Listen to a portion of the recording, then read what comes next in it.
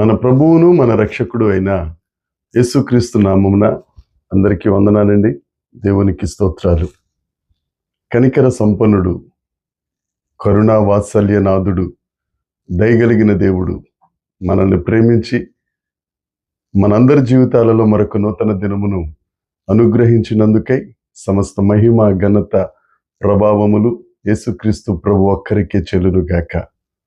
ఆ తండ్రి అయిన దేవుడు ఈ నూతన దినములో మనల్ని ప్రేమించి మనకు అనుగ్రహించిన దేవుని యొక్క వాగ్దానము, కృపావార్త. యెషయా గ్రంథము 5వ అధ్యాయము 27వ వచనం. వారిలో అలసిన వాడైనను తొట్రిల్లు వాడైనను లేడు, వారిలో ఎవడునూ నిద్రపోడు, కునుకడు, వారి నడికట్టు విడిపోదు, వారి పాదరక్షలు వారు తెగిపోదు. దేవునికి స్తోత్రం కలుగునుగాక, దేవునికి మహిమ కలుగునుగాక. ప్రభునందు అత్యంత ప్రియమైన దేవుని బిడ్డలారా, దేవుడిచ్చిన ఈ వాగ్దానాన్ని బట్టి దేవునికి స్తోత్రం. దేవుడు అలసిన వారిని, తొట్టిల్లిపోయే వారిని తొట్టిల్లకుండా చేసే గొప్ప దేవుడు ఆయన. కునికిపోయే వారిని, తొట్టిల్లిపోయే వారిని కునుకకుండా కాపాడే దేవుడు ఆయన. వారి నడికట్టును బలపరుస్తానంటున్నారు. వారి పాదరక్షల వారు తెగిపోకుండా కాపాడుతానంటున్నారు. ఎంత గొప్ప దేవుడు అండి మన దేవుడు. ఇదే యెషయా గ్రంథం 5వ అధ్యాయం 26వ వచనాన్ని చూస్తే, దూర ప్రాంతంలో ఉన్న వారిని నా ధ్వజమెత్తి వారిని పిలుస్తున్నాను, భూమ్యాంతముల వరకు ఉన్న వారిని ఏలవేసి నేను పిలుస్తున్నాను, వారు పరిగెట్టుకుని వస్తారు అని లేఖనం రాయబడి ఉంది. ఆయన ధ్వజమెత్తి మనల్ని ఆహ్వానిస్తున్నారు. ఆయన ధ్వజమెత్తి నా దగ్గరకు రండి అని పిలుస్తున్నారు. ఏమిటా ధ్వజం? ఏమై ఉంటుంది? పరమగీత గ్రంథం 2వ అధ్యాయంలో ప్రేమ అనే ధ్వజముతో నేను వారిని పిలుస్తున్నాను. చాలా మంది అంటారు, యేసుక్రీస్తు ప్రభువుని ఎందుకు నమ్ముకోవాలి, యేసుక్రీస్తు ప్రభువుని ఎందుకు వెంబడించాలి, ఆయనలో ఉన్న ఏంటి ప్రత్యేకత, ఆయన నమ్ముకోకపోతే ఏమన్నా అవుతుందా? తప్పకుండా అవుతుందండి. ఆయన జీవప్రదాత. ఆయన్ని వదులుకుంటే జీవాన్నే వదిలేసుకున్నట్టు. అంతేకాదు, ఆయన మన పట్ల తన ప్రేమను వెల్లడిపరిచారు. ఏ విధంగానో తెలుసా? సిలువలో మరణించుట ద్వారా, తన ఆఖరి రక్తపు బొట్టు వరకు పాపులమైన మన కొరకు చిందించుట ద్వారా, మనము పాపము చేసి మరణాన్ని కొని తెచ్చుకుని మనకున్న మహిమను పోగొట్టుకుంటే ఆ మరణమునే జయించి జీవప్రాప్తులుగా మనల్ని చేసి పోగొట్టుకున్న మహిమను తిరిగి అనుగ్రహించిన గొప్ప దేవుడు, నాథుడు, ప్రభువు యేసుక్రీస్తే. ఆయన సిలువలో మన కొరకే మరణించారు. లేదంటే మనం చేసిన పాపాలకు ప్రతిగా మనం పొందవలసిన శిక్ష ఆయన మీద వేసుకుని ఆఖరి రక్తబొట్టు వరకు రక్తాన్ని చిందించి వెల చెల్లించి ఆయన సొత్తుగా చేసుకుని మనలను పరలోక వారసులుగా చేశారు ఆయన. ఆ దేవుడు చెప్తున్నారు, వారిలో అలసిన వారు కానీ తొట్టిల్లే వారు కానీ ఉండరు.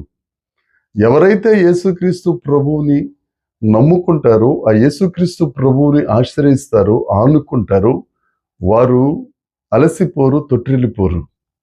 అందుకే యేసుక్రీస్తు ప్రభువు మత్తయి సువార్త 11వ అధ్యాయంలో ఒక లేఖనం ఉంటుంది. ప్రయాసపడి భారం మోసుకొనుచున్న వారలారా, నా దగ్గరకు రండి, నేను మీకు విశ్రాంతినిస్తాను. ఆయన దగ్గరికి వెళ్తే చాలు, నీకు విశ్రాంతి దొరుకుతుంది. నువ్వు అలసిపోవటం, తొట్టిల్లిపోవటం ఉండదు. ఇంతకాలం ఏ పరిస్థితుల్లో నువ్వు తొట్టిల్లిపోయావో, విసిగి వేసారిపోయి అలసిపోయావో, యేసయ్య దగ్గరికి రా. నిన్ను ప్రేమతో ఆహ్వానిస్తున్నాడు ఆయన. నీ కొరకు ప్రాణం పెట్టి నిన్ను పిలుస్తున్నాడు ఆయన. ఆయన దగ్గరికి రా, నీకు విశ్రాంతి దొరుకుతుంది. ఆయన నీకు విశ్రాంతినిస్తారు. వారిలో ఎవరునూ కునుకరు, వారు నిద్రపోరు. అంటే ఇక ఎప్పుడు వాళ్ళు నిద్రపోరా పాస్టర్ గారు? ఆ నిద్ర కాదండి, ఆ నిద్ర కాదు, ఆత్మీయ నిద్ర. వారెప్పుడు ఆత్మీయతలో చురుకుతనం కలిగి ఉంటారు. మనందరికీ యోనా అనే ప్రవక్త గారు బాగా తెలుసు. దేవుడు ఆయన్ని ఒక ప్రదేశానికి వెళ్ళమంటే దేవునికి అవిధేయత చూపి వాడకి ఇంకొక ప్రదేశానికి టికెట్ తీసుకుని బయలుదేరతాడు. ఆ వాడ అడుగు భాగానికి వెళ్ళి ఒక నిద్రపోతూ ఉంటాడు. దానిని బైబిల్ భాషలో అవిధేయత నిద్ర అని అంటారు. ఎవరైతే యేసుక్రీస్తు వైపు చూస్తారో వారిలో దేవుని పట్ల అవిధేయత ఉండదు. ఎవరైతే ఆ భారం మోసుకుని విశ్రాంతినిస్తున్న ఆ గొప్ప నాదుని దగ్గరికి, ఆ విశ్రమ స్థానం దగ్గరికి వెళ్తారో వారు కునుకరు, వారు నిద్రపోరు. అంతేకాదు వారి నడికట్టు బలంగా ఉంటుంది. నడికట్టు అని అంటే బలమునకు సాదృశ్యం. అపోస్తల కార్యాలు 1వ అధ్యాయంలో మీరు పైనుండి వచ్చు ఆ ఆత్మ వలన శక్తిని పొందుకుంటారు. పరిశుద్ధాత్మ దేవుడు మనలోనికి వచ్చి బలహీనులమైన మనలను బలపరిచి ఆత్మీయ పోరాటంలో గెలిచేవారిగా, ఏ ఏ పరిస్థితుల్లో ఓడిపోతున్నామో ఆ పరిస్థితులన్నిట్లో గెలిచేవారిగా దేవుడు చేస్తారు. అంతేకాదు వారి పాదరక్షల వారు తెగిపోదు. అంటే చెప్పులకి ఎప్పుడు కొనుక్కోక్కర్లేదంటారా? కాదండి, అది కాదు.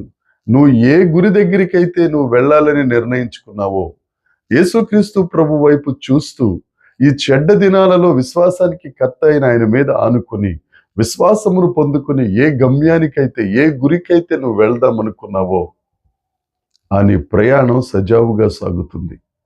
ఎఫెసీ పత్రిక 6వ అధ్యాయంలో ఉంటుంది కదా, సమాధాన సువార్త వలనైన జోడు ఆ వారు తెగిపోదు. నువ్వు అలసిపోవు, తొట్టిల్లిపోవు, నువ్వు కునుకవు, నిద్రపోవు, నీ నడికట్టు నీకు మంచి బలం కలిగి ఉంటావు. అంతేకాదు నువ్వు అనేకులకు ఈ రక్షణ సువార్త, ఈ సత్య సువార్త, ఈ రాజ్య సువార్త, ఈ నిత్య సువార్త ప్రకటించాలని నువ్వు దేవుని రాజ్య విస్తరణ కొరకు తాపత్రయపడతావు. దేవుని యందు ప్రియమైన వర్లరా, దేవుడు నిన్ను ప్రేమ అనే ధ్వజంతో పిలుస్తున్నాడు. నువ్వు ఎక్కడెక్కడ విసిగిపోయి, వేసారిపోయి, అలిసిపోయి, తొట్టిల్లిపోయి, నిద్రపోతూ, బలం లేక, నీకంటూ ఒక గురి లేకుండా బ్రతుకుతున్నావో నీతోనే మాట్లాడుతున్నాడు. రండి ఆయన దగ్గరకు. ఆ ప్రేమ అనే ధ్వజం ఎత్తుకున్నాయి నిన్ను ప్రేమించి నీ కొరకు ప్రాణం పెట్టడానికి, నిన్ను విడిపించడానికి, నిన్ను ఆశీర్వదించడానికి ఆశపడుతున్న ఆ దేవుని దగ్గరికి వద్దాం. ఆ దేవుని దగ్గర ఆశీర్వాదం ఉంది, ఆ దేవుని దగ్గర దీవెన ఉంది. ఆ దేవుని దగ్గరికి వస్తే ఆ దేవుడు నీ సరిహద్దులను విశాలపరుస్తాడు. నీకున్న ప్రతి పరిస్థితి నుంచి విడుదల పొందుకుని అనేకులకు ఆశీర్వాదకరంగా నిన్ను చేస్తాడు. ఈ వాగ్దానాన్ని ఈ దినమంతా చేతబట్టుకుందాం. ఈ వాగ్దానం గురించి ఆలోచిద్దాం, ధ్యానిద్దాం, దేవుని ఆశీర్వాదాలు పొందుకుందాం. దేవుడి మాటలు దీవించునుగాక. ఆమేన్. ప్రార్థన చేసుకుందాం.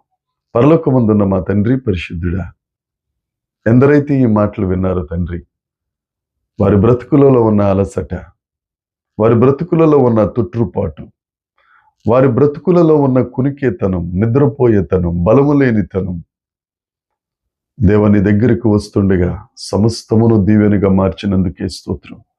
అనేకులకు రక్షణ సువార్త ప్రకటించు వారిగా వీరందరినీ బలవంతుని చేతిలోని బాణములుగా మీరు మార్చినందుకై సమస్త మహిమ, ఘనత, ప్రభావములు మీకే ఆరోపిస్తూ యేసుక్రీస్తు నామమున ప్రార్థించి అడిగి వేడుకొనుచున్నాం తండ్రి. ఆమేన్. దేవుని కృప మనందరికీ తోడై ఉండునుగాక. ఆమేన్, ఆమేన్, ఆమేన్.